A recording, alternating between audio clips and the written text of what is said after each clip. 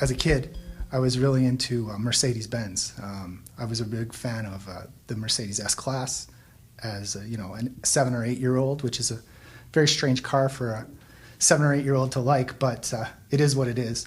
And so it started there, and then from that it became, it was very strongly into Japanese culture. So in, say, 1998, I became aware of Lexus, and merging it being a Japanese Mercedes, which is how it was positioned back then, it really came about that way.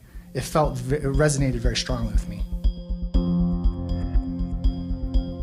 My local Lexus dealership in St. Catharines was very, allowed me to come into the dealership and test drive cars, as a 20-year-old, which is a very, it's not something that you could do at other luxury manufacturers. It's not possible to go into those dealerships and test drive a car when they know you're not going to buy them. So the fact that I could go in, the fact that I could drive the cars and talk to the salesman, I mean, it really solidified how I felt about the brand. Well, in 2006, I was looking to buy my first car, and I really wanted a LS 400. So after about 3.5 months of searching, I found one, a 1994 LS 400. And at that time, I decided that I would start the website as a hobby. I felt invested in the brand.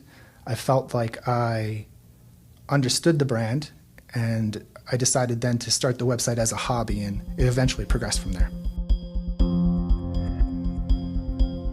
I think the biggest thing is being able to affect change. So you develop a very keen understanding of a brand after you write about it for 7 years.